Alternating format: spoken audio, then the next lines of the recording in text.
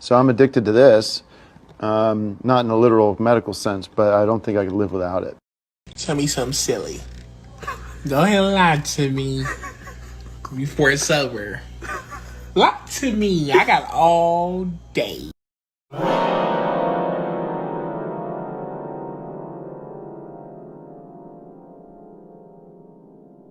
I was ashamed when I realized that life was a costume party, and I attended with my real face.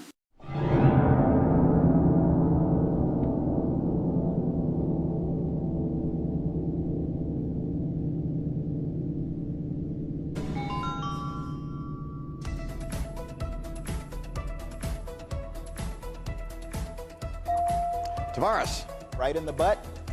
What? No. Less than a minute now. Tool time for 200. This term for a long-handled gardening tool can also mean an immoral pleasure seeker. Ken? What's a hoe? No. She has a very long back. Taylor Swift.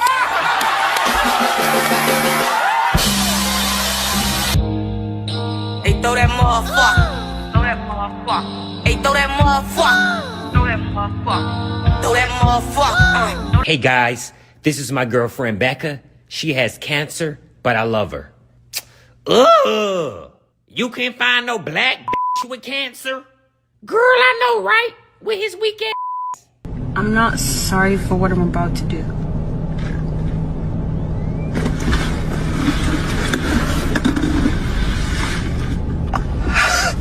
What are you doing? Damn garbage. Garbitch.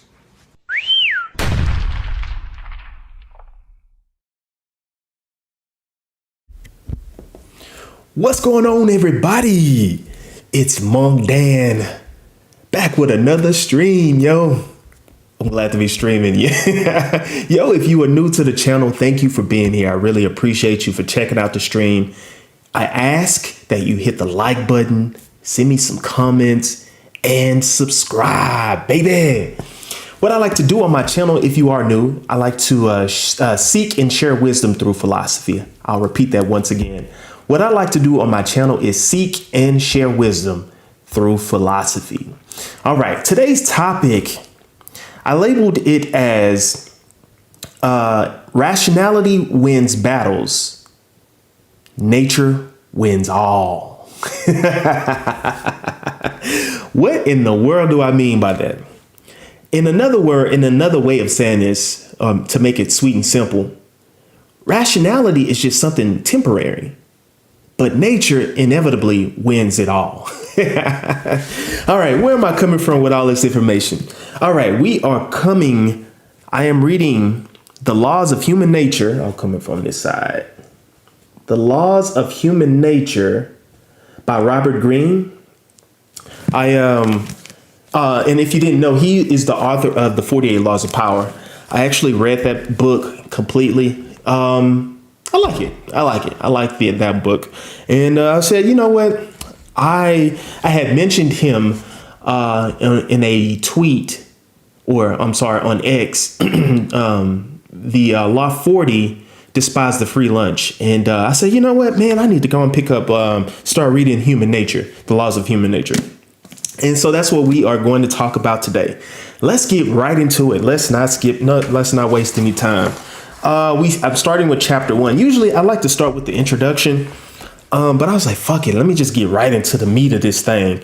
I want to get right into it and just talk about this good stuff. So this is one portion of chapter 1. So I have not completed chapter 1, but I've started with a portion of it. I was like, yo, I want to just talk about what I've read so far rather than try to cram everything all together.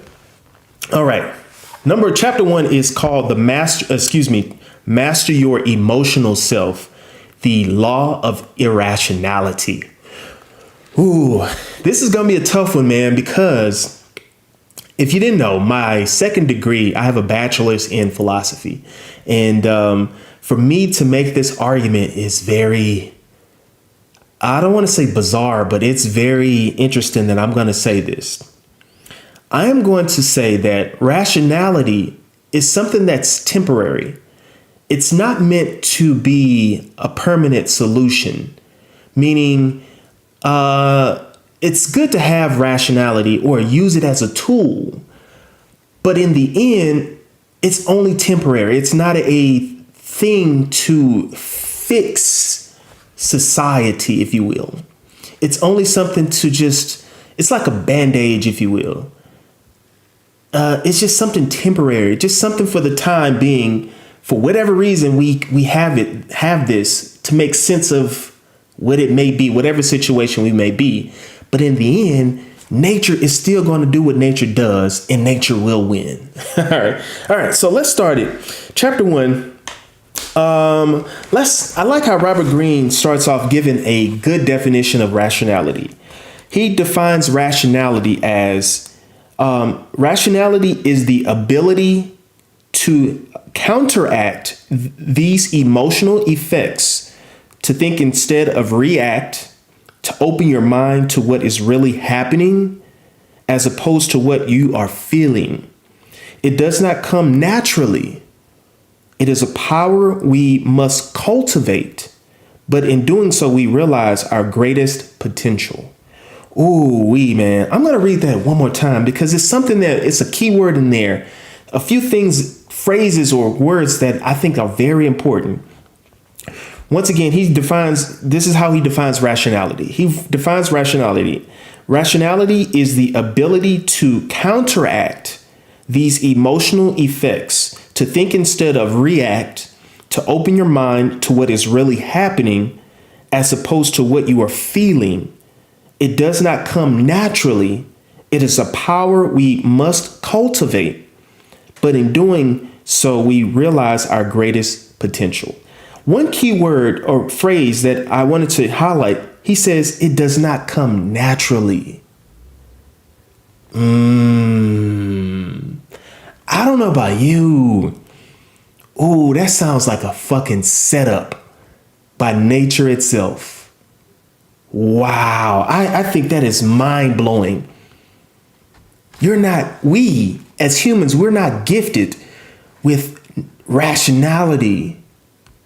That's a fucking setup. Wow.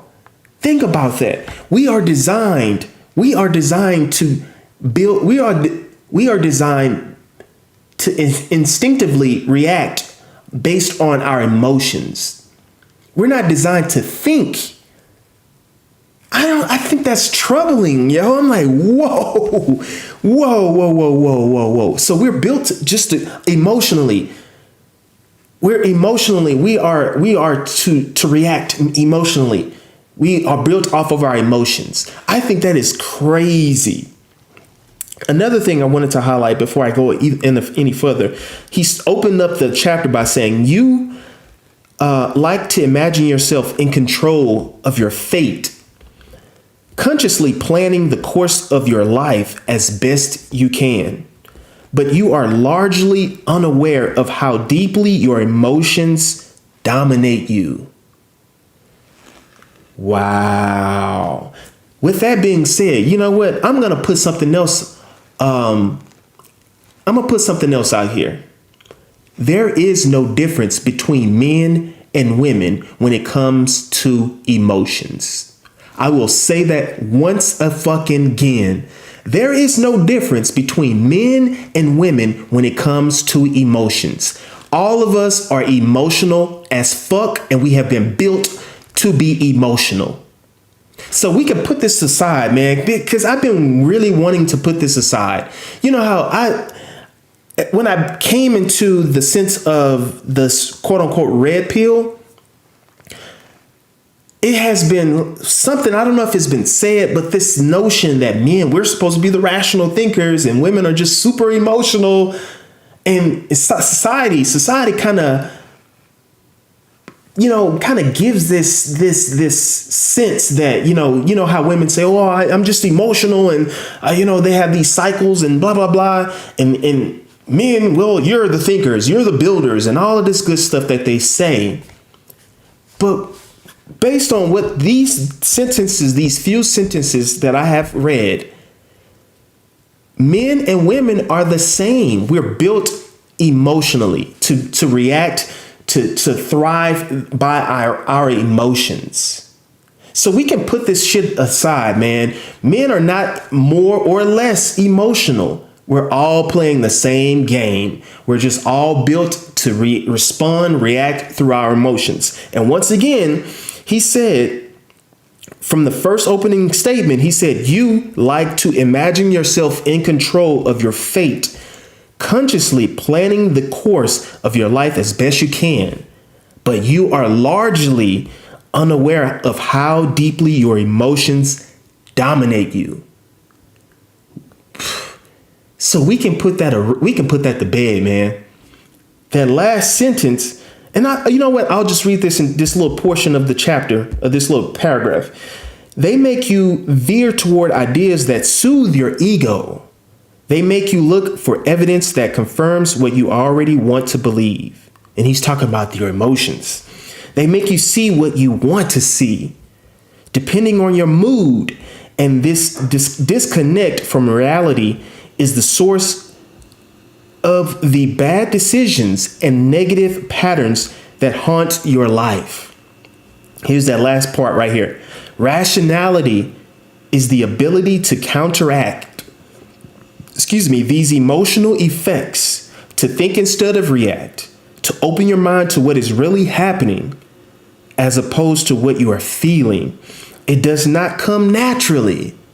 It doesn't come naturally. Rationality is not something that comes naturally. It is a power we must cultivate. He said we must cultivate this. Everyone is not cultivating this. Everyone is not cultivating this.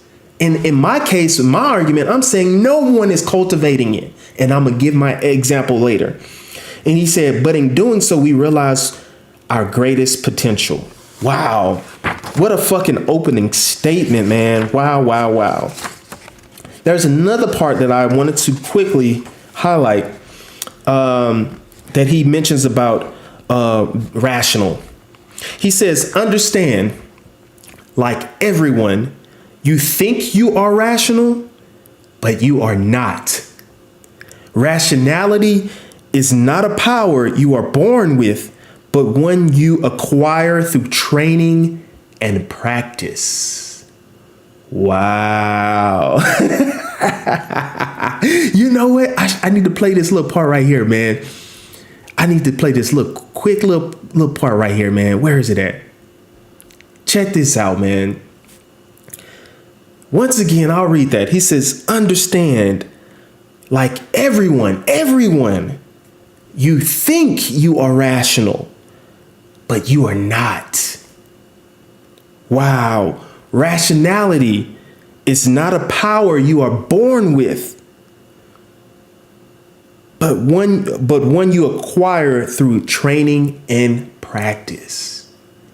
Wow. So we from the beginning, we see that it doesn't come naturally.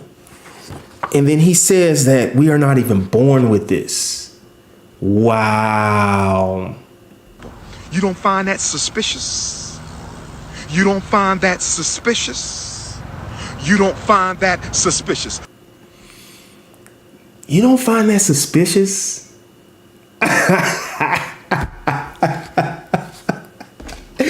You don't find that suspicious?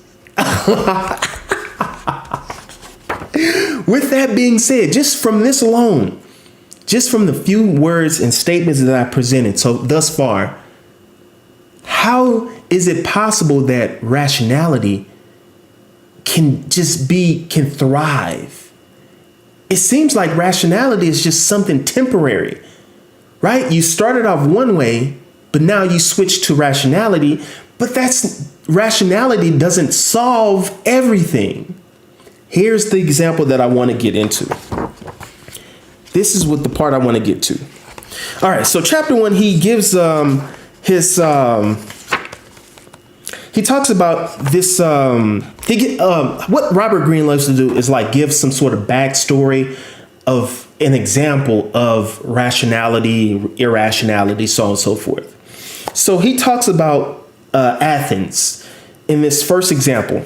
I'm just going to paraphrase everything, and I'm not going to read it all because it's a lot to read in terms of reading everything. I'm just going to give a quick synopsis, and I could be incorrect, but this is the best summary that I can present to you. All right, so he gives us the synopsis of Athens, and he says this is around 432 BC. So check it. So Athens, they are coming towards, how did he phrase it? He phrased it as, he says, one day toward the end of the year, 432 BC, the citizens of Athens received some very disturbing news. Okay, so this is what's happening. So people from Sparta, and I don't know the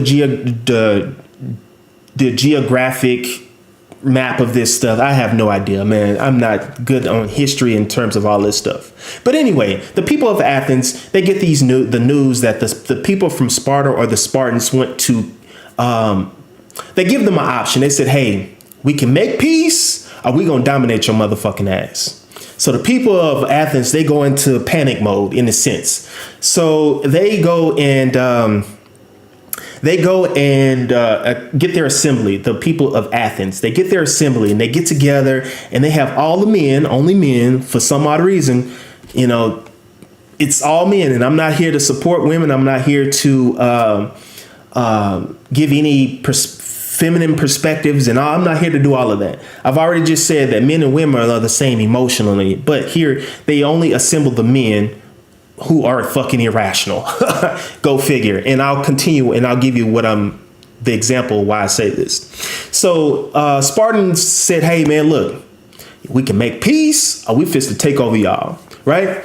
And so the Athens or the Athenians people, the men, they gather in this assembly. So a lot of men come around and they're arguing. Some people, the politicians or whatever, they're like, yo, we should go to battle. And then some people are like, no, we should make peace. And, it's an uproar. It's an uproar.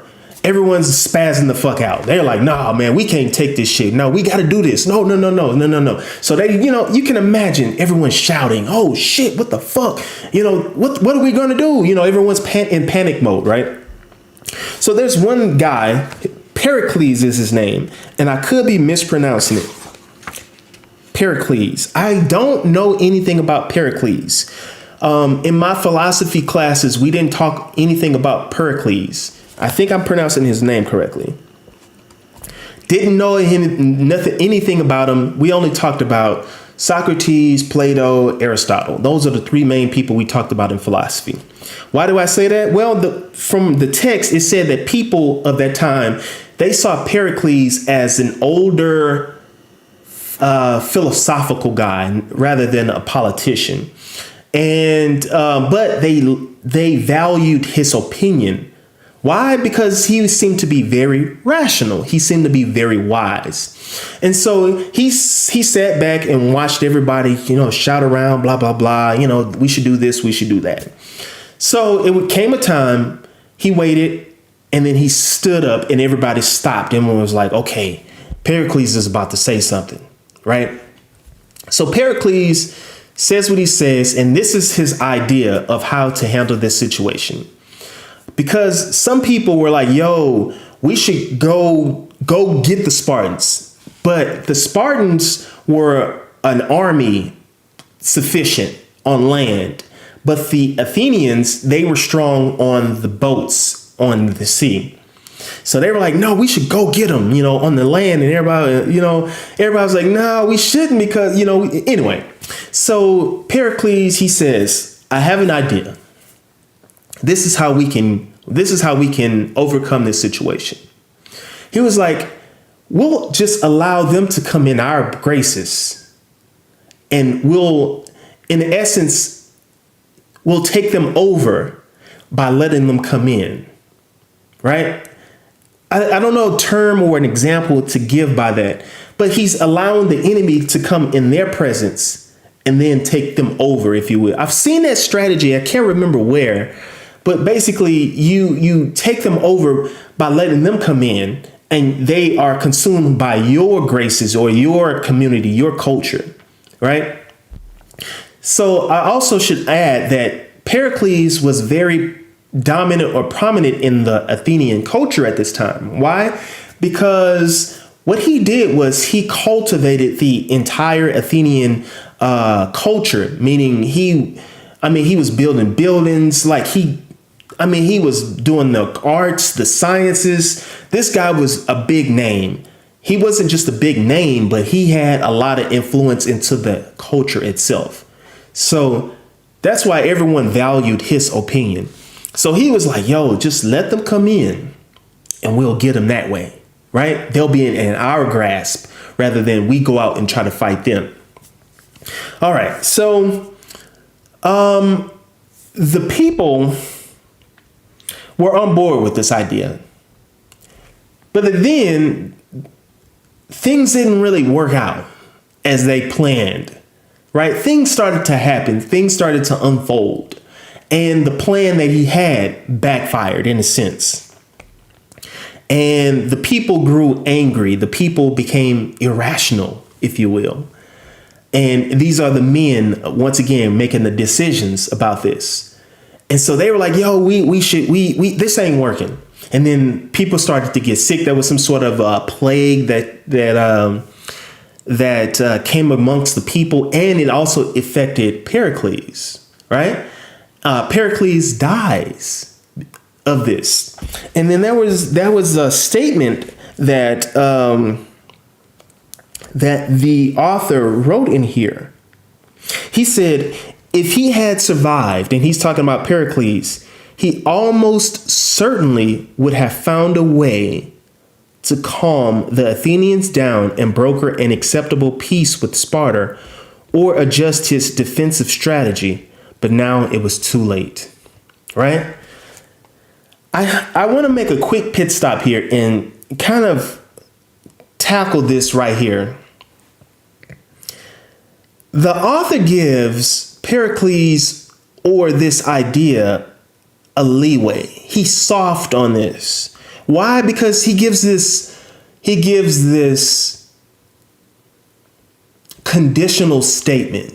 So in philosophy, we have what we call conditional statements. If, then, it's like a if. Well, if this happens, then this will happen. So it's soft. It's like based on conditions. And I didn't like that because I'm like, well, he was alive. Pericles was alive. And this was his plan. Wouldn't you think as a leader, as someone with a rational mindset, let me put someone in place, some people in place so that this plan can be fulfilled. Why does everything have to be built on this one individual? And so the author was like, well, if he survived, he almost certainly would have found a way. How do you know this? How do you know that what he would have done? Right? Like we're given this soft language. If he had survived, he almost certainly would have found a way to calm the Athenians down and broker an acceptable peace with Sparta or adjust his defensive strategy. But now it was too late. No, Mr. Robert Greene. I'm not going to let you off like that, sir. Right? Yeah, you did some things in the past. You did all of these great things. That's fine, sir. But here is my argument. Nature is going to win. Yeah, you were good back then. Your rational mindset worked then. But we're in the present right now, sir. It ain't working. Nature is winning. Nature wins all. You went right back to the natural state of man. Remember that at the beginning what I said. And the author wrote this. I didn't write this. The author said it does not come naturally. This rational state does not come naturally. Right? And then there was another part that I had at the end where he says this. He says, like everyone, you think you're rational, but you're not. Rationality is not a power you are born with. Right? And then at the top, he was like, but you are largely unaware of how deeply your emotions dominate you. Come on. You're built on emotion. This is your mainframe. This is who you are. This is who we are. This is who I am. I'm built on emotion. Nature has designed me to react through emotions, right? But the author gives this leeway to this guy. Well, if he was alive, no, motherfucker, he was alive. Come on, you were supposed to be this rational thinker. You're not gonna live you're not gonna live, sir. You are already old as fuck. He was not a young guy. You're already old as fuck. Come on, man. You're supposed to have people already in place. So if you are not present, you have some people in line to make sure your plan is fulfilled. Come on, man. Come on. This is the rational mindset right here. I can think about it now, but he didn't do that. He did not do that. And the author is giving him a leeway. If he had survived, he would almost certainly have had a plan for us. He would have got us out of this. Well, he didn't have a plan. The present state, he did not have a plan. He didn't think that way. So why is the author giving him a leeway? I didn't like that, man. He's giving him a pass. Well, all of this shit went to fuck. It went to shit. Well, because he died. And no. Come on, as they say, one monkey don't stop no show. Come on, man. If one business person goes away, come on. I would think you want a solid foundation, a solid business plan. So if one person is away, the business can continue on. That is rational thinking. But the author did something very sneaky. Well, if he had lived, I'm not letting you off that way, sir. So the people went right back to their irrational state. They went back to their normal state. Remember, I said rationality is only temporary. It won the battle then, but it's not winning the battle now. So now you got these people in their irrational mindset. They're like, okay, what the fuck? So now they went back into the mindset. You know what? We're going to take them on. We're going to take Sparta on. And what they did was, since they were strong on the sea, what they did, they thought they would get what was the city? It's not Persia. It was the city. Fuck. I want to say it starts with the S. It's not Syracuse. Oh, it is Syracuse. Syracuse. So what the Athenians did, they said, hey, look. So Syracuse is funding Sparta. This is where they're getting their prop, or maybe it was the money, or maybe it was their resources. Let's just keep it at resources. They were getting their dominant resources from Syracuse. And so, the Athenians were like, hey, man, look. What we'll do is we'll attack Syracuse. We'll get them on the sea, right? And so they sent like a large amount of ships, and they was like, we're going to get them over there, right? And then what they did when they got there, they were like, no, we're going to need more. So they kind of maybe doubled. They sent a lot more ships, and they got to Syracuse. And then I believe they end up sending all of their support to Syracuse, and the Spartans end up attacking them back home in Athens, if I remember the story correctly.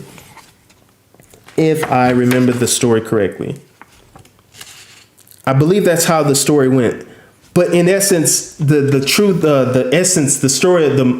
story ends with the Athenians losing, if you will. I'm not laughing at them, but and old buddy, I have to give Pericles some credit, because that's what he was trying to prevent. He was trying to prevent all of this. He was like, let's think about it. Let's think about it from a rational standpoint. But I said all this to say that rationality is just something temporary, man. It's not a permanent state. It's just a tool that you can use to maybe think your way through a situation. But once again, nature is always going to win. And it won. Nature won. The one person, because of Pericles passing away, everything goes to shit. Are you fucking serious? What about all of these men that they had? No one else was rational? The only person that was rational was Pericles? Come on, man. Where is it at? You don't find that suspicious? You don't find that suspicious? You don't find that suspicious? You don't find that suspicious? Oh man, I'm one to believe now.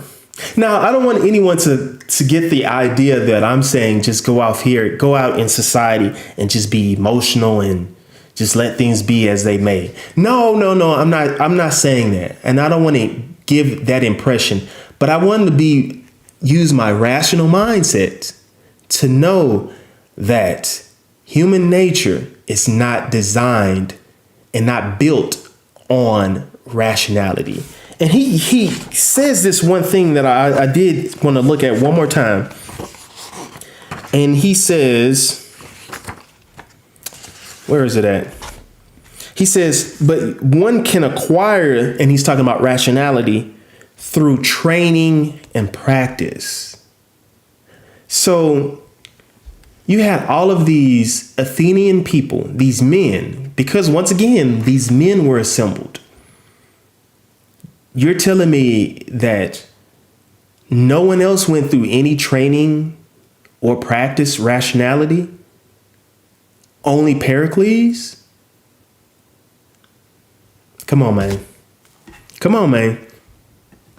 You don't find that suspicious? You don't find that suspicious? You don't find that suspicious? I'm telling you, man. I find that very suspicious. I find that very suspicious. Now, I want to give one more twisted mindset. Oh, twisted. Life has these contradictions, these ironies, these things involved. And what I mean about this. So the author, I love, gives a history, or he gives some background on the background on the word Athens. Right? Now, I've been saying the whole time that, these men were in charge. They're supposed to be rational. We see that they were irrational. Even Pericles, in my opinion, this is just an opinion, or I can make the argument that I'm not going to say he was irrational, but he wasn't capable of being fully rational to protect his plan, to know, hey, if I'm not alive, Tom, Joe, somebody else can fulfill my plan. And, he didn't think all the way through, right? He thought that what he did in the past can easily work now, and it didn't. Anyway, so here's some background of the word Athens, man. And this is so crazy that I think it's very interesting. And I don't know anything about Greek mythology and all of this because I have no clue about any of that. I did read it back when I was way in the undergrad when I really started to take some sort of interest like in the Greek mythology and things of that nature. But it didn't really go far. I was like, oh, this is very interesting that they would like Gilgamesh. And I don't think Gilgamesh was Greek. I don't know. But those type of stories, I started to take some sort of interest in. I didn't really go far with it. But anyway, let me give you some background history of the word Athens or Athena. I will try to my best. Oh, I'll just read it. Oh, you know what? I'll read this entire paragraph. I want to capture everything. Actually, I got it right here. So, fuck it. I'll just read the paragraph and then we'll end it right here. The paragraph says, what consumed Pericles as a thinker and a public figure was how to get out of this trap, how to be truly rational in the arena dominated by emotions. The solution he came up with is unique in history and devastatingly powerful in its results. It should serve as an ideal. In his conception, the human mind has to worship something. Ooh, I wanted to talk about that. The human mind has something to worship. The human mind has to worship something, has to have its attention directed to something, its values above all else. For most people, it is their ego. Wow. He says, for most people, it's their ego. Ooh. For some, it is their family, their clan, their God, or their nation. Wow. These are flaws. These are human flaws. These are human flaws. Things that in our society that people are dealing with, and what's actually, we can see our society crumbling, bro, right now. We have a lot of people who have a huge ego of themselves. I don't want to get to naming names, but we can see people have a lot of ego. Like they think they are above all. And he was like their family. Like some people put their families like, yo, like, whoa, we have these wealthy families. Not just the wealthy families. We have all kinds of shit, man. Their clan, their God.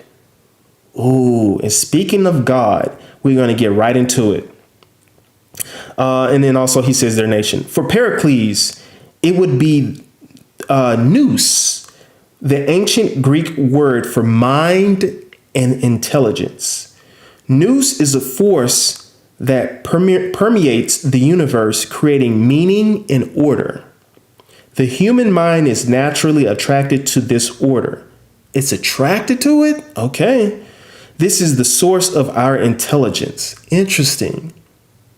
So we're not built with intelligence, rationality. We're not built for this, but we are attracted to it. Interesting. He says the human mind is naturally attracted to this order. This is the source of our intelligence. For Pericles, the nous that he worshipped was embodied in the figure of the goddess Athena. This is what I wanted to talk about right here. Listen to this, man. Listen to this. He just said these are the human flaws, if you will. I'll go right back up to it again. The solution he came up with, he served as an idea. In his conception, the human mind has to worship something. The human mind has to worship something. These are not good things that he's giving. These are not positive things, meaning these are flaws. He's saying the human mind has to worship something, has to have its attention directed to something it values above all else.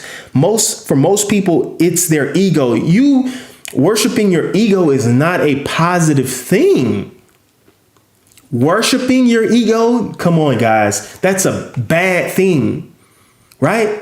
When you're so egotistical, you're not thinking rationally. We can see that. We see that evidence today. But then the author goes down. This is what I mean about these contradictions, man. The author says, for Pericles, the nous, or remember, the nous is a force that permeates the universe.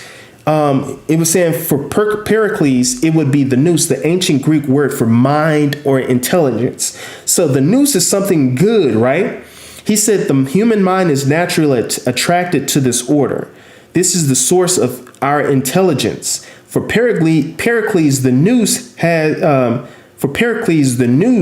that he worshipped was embodied in the figure of the goddess Athena. Wow, it's like it's a loop cycle, man. It just went right back to irrationality. What the fuck, man? It just cycled right back into irrationality. This is supposed to be a rational thinker, but he's irrationally putting all of his...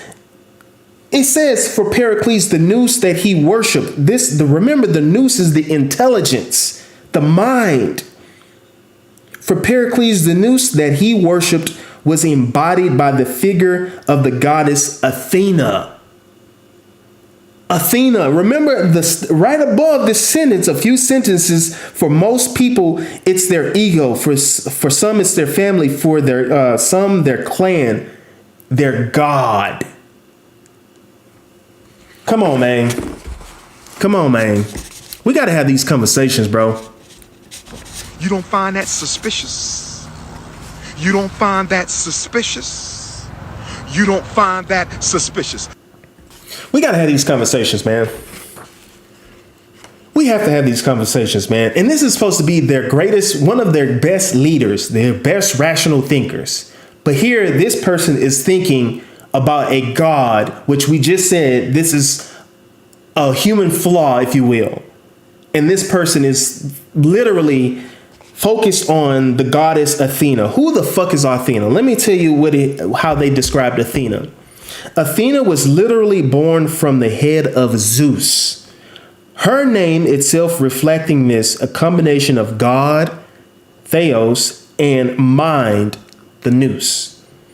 But Athena came to represent a very particular form of nous, eminently practical, feminine, and earthy. She is the voice that comes to heroes in times of need, instilling in them a calm spirit, orienting their minds toward the perfect idea for victory and success, then giving them the energy to achieve this.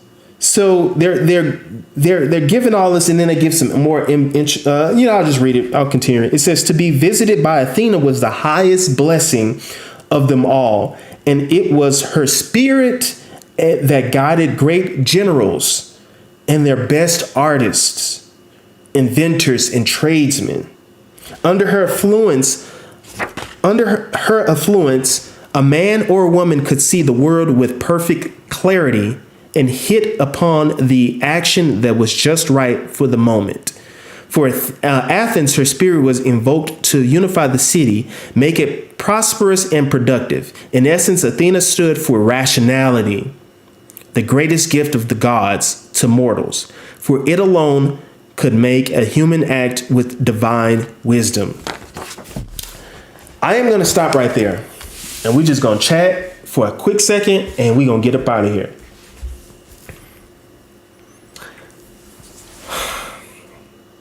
I will say this once again. This thing that we call rationality or rational, it's just a tool that we can use as much as we can to make sense of this world that we have. But in essence, nature is going to win. Here, as an example, we see Pericles is supposed to be the most rational. I shouldn't say the most. He is viewed as a rational, and people looked at his mindset, for guidance, if you will. But we see that when we dive into looking at Pericles' mindset, he himself was flawed, irrational. You're looking at a God for wisdom when the author just said literally, your God, your family, your ego, people are accustomed to looking at these things. That's not rational. That's not rational. I won't go deep into the religion aspect. If you don't know me, man, I don't give a fuck about religion, man. That's a bunch of hoo-wash. It's irrational, man. It's irrational. No one can prove any of this shit. We see all the flaws in religion. And here it is, Pericles, supposed to be this rational guy, is looking at Athena, a Greek mythical creature, if you will. That is some twisted ass shit, how nature is playing a trick on us. It is so fucking twisted, man. It's sickening, man.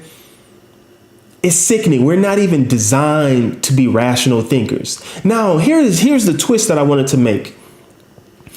The assembly is all men, and they're supposed to be the rational thinkers. And you have Pericles, who's supposed to be the guy everyone looks up to. He's focused, or he's getting his knowledge or his intelligence from Athena, a feminine female god. I just find that mind blowing. So I don't want to know the history per se, but from my philosophical education, women were not Even in my theater, because I have a first degree in theater, women in the Greek times, they were not viewed as, or they didn't have privileges. Kind of like in the United States, women as of today are trying to gain more and more rights, right? Well, back in the history of the United States, women didn't have rights to vote and so on and so forth, right? Same thing in the Greek history. Women were not permitted to be on stage, actors and stuff like that. And, women had a lesser value, if you will, in the Greek culture, right? Because that's how they viewed women. But here it is. You have these guys supposed to be rational thinkers, and they're supposed to be rational and thinking and all of this good stuff, but they're leaning towards an imaginary God, which is a woman. And this woman God, this feminine God, is supposed to be their guidance to intelligence, so on and so forth. Isn't that fucking annoying? I mean, not annoying. Isn't that fucking ironic? Come on, man. Come on. Where is it at, bro? You don't find that suspicious? You don't find that suspicious? You don't find that suspicious? You don't find that suspicious? Like you're willing to separate women from making decisions, but in the twisted thinking, your irrational thinking, you look for the guidance of a female God. I'm telling you, man, men, I'm not going to be so hard on men, but it's just human nature. Let me conclude by saying that it's human nature, man. We do the dumbest shit. We do some dumb fucking shit. And it's all built on emotion. We're not built with rational thinking. I am appalled, man. I'm like, whoa.